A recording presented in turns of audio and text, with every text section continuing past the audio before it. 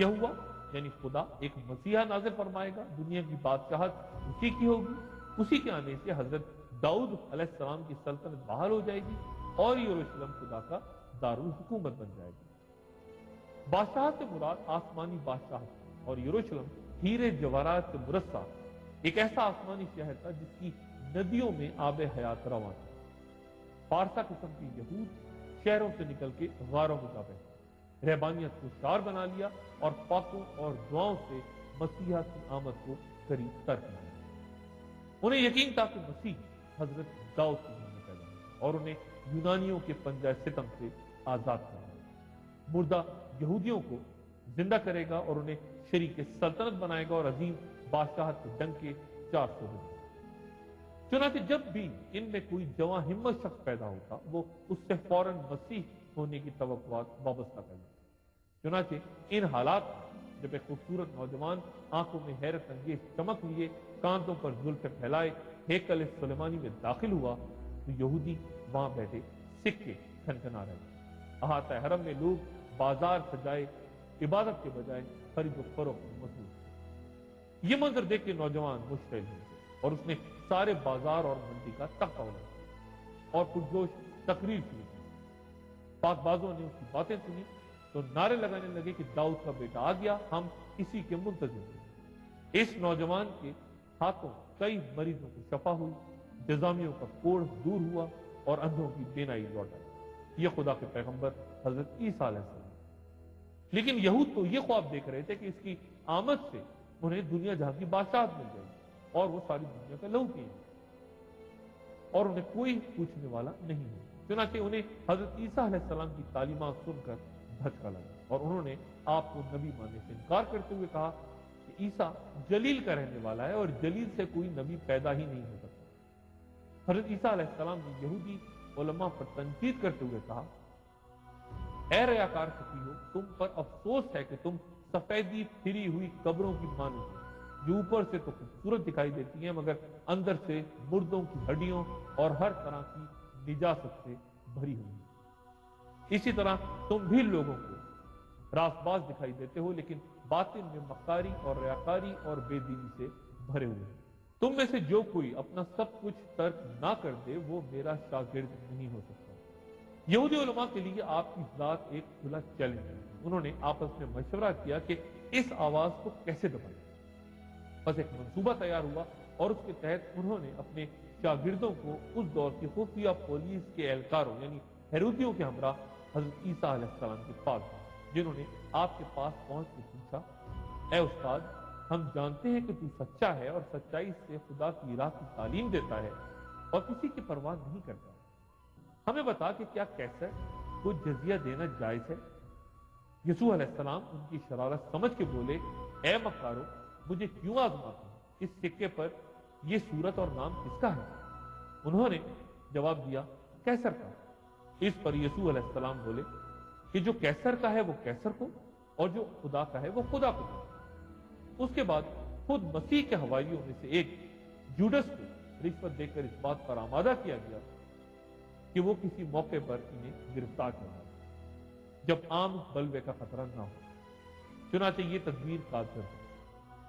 پھر ان کی ساری جماعت اٹھ کر اسے رومی حاکم پیلاطس کے پاس لے گئی اور انہوں نے الزام لگانا شروع کیا کہ اسے ہم اپنی قوم کو بہکاتے اور کیسر کو خراج دینے سے منع کرتے اور اپنے آپ کو مسیح بادشاہ کہتے پایا ہے۔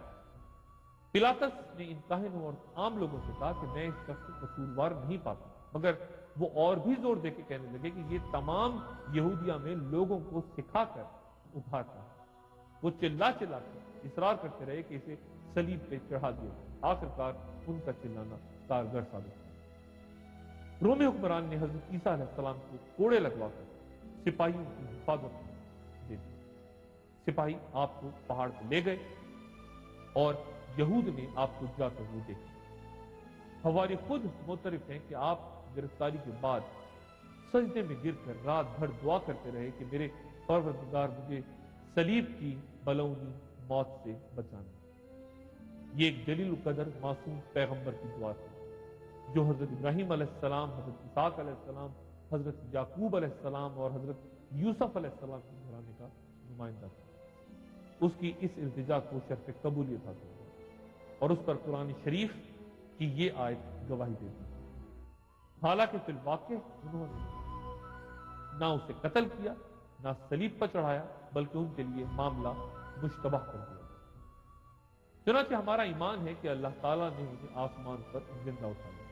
ان کے مصلوب ہونے پر خود عیسائیوں میں کوئی ایک متفقہ قول نہیں، بلکہ 20 اقوال ہیں۔ مثلا کچھ کا کہنا ہے کہ صلیب پر مسیح نہیں بلکہ ان کا کوئی ہم شکل تھا اور مسیح وہیں کھڑے ان کی حماقت پر ہنس رہے۔ کچھ کا کہنا ہے کہ صلیب پر چڑھایا تو مسیح کو ہی گیا تھا، لیکن ان کی وفات صلیب پہ نہیں ہوئی بلکہ اتارے جانے کے بعد ان میں جان تھی۔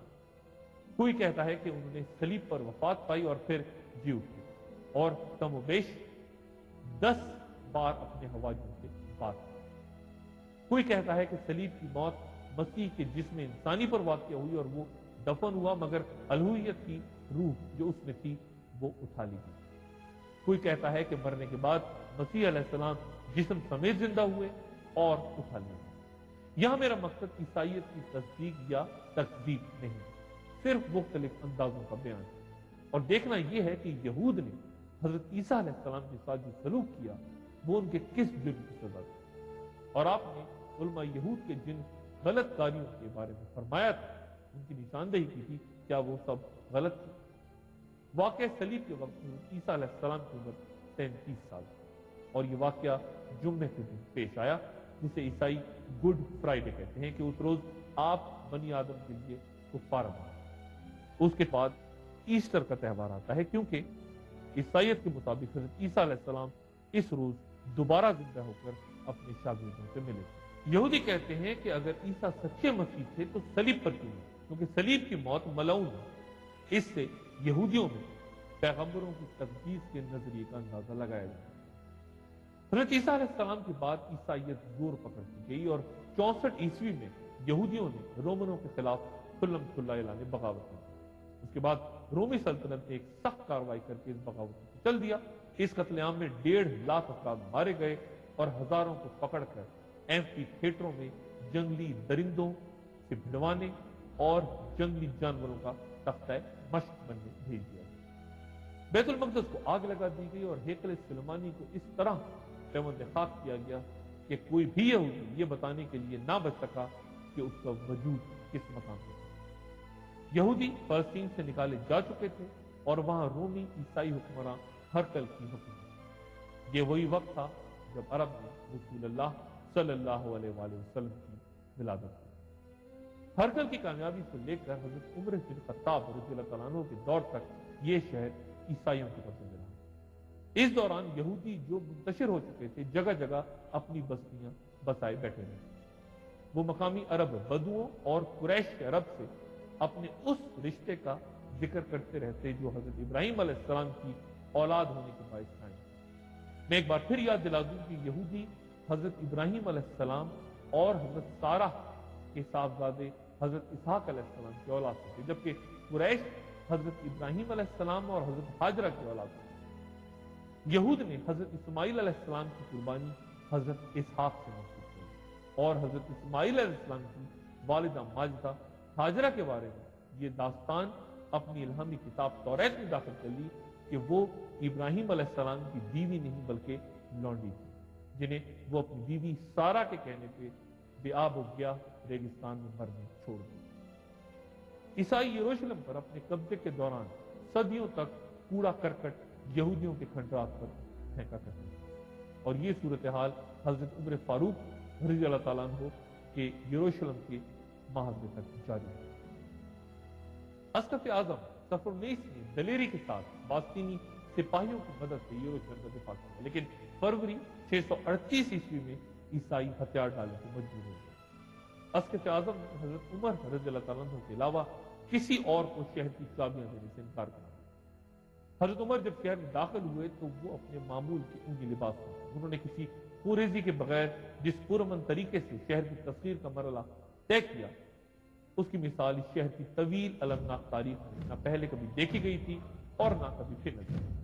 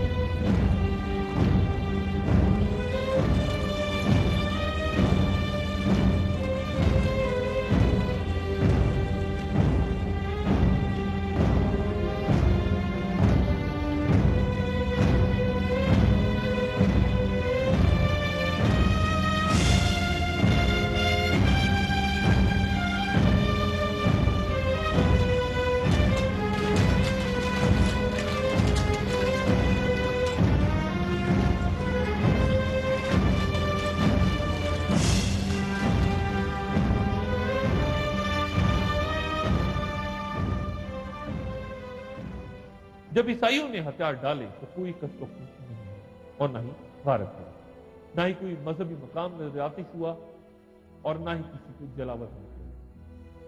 हजरत उमर रज़ी अल्लाह तआला अन्हु ने मकामात मुकद्दसा देखने की ख्वाहिश का इजहार किया तो अशरफ आजम उन्हें लेके सीधा इनस्तेसिस यानी हयात नौ के मकाम पे पहुंचे। हजरत ईसा अलैहिस्सलाम की मौत और हयात नौ के नजरिए के मुताबिक उस जगह बनाई गई आलिशान यादगार इमारत को देख के मुसलमान खलीफा खुश न हुए, क्योंकि इस्लाम हजरत ईसा अलैहिस्सलाम की सलीब पर मौत को गलत करार देता है।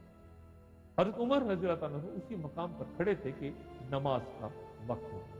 खलीफा से कहा गया कि वो यही नमाज अदा कर लें, लेकिन हजरत उमर गिरजे से बाहर निकले और उन्होंने बाहर शाहरा पर नमाज अदा की और कहा कि अगर मैंने किसी मसीही मजार या गिरजे में नमाज पढ़ ली तो मुसलमान उस पर कब्जा कर लेंगे और इस बुनियाद पर उसे मस्जिद बना देंगे कि खलीफा ने यहाँ पर नमाज पढ़ी।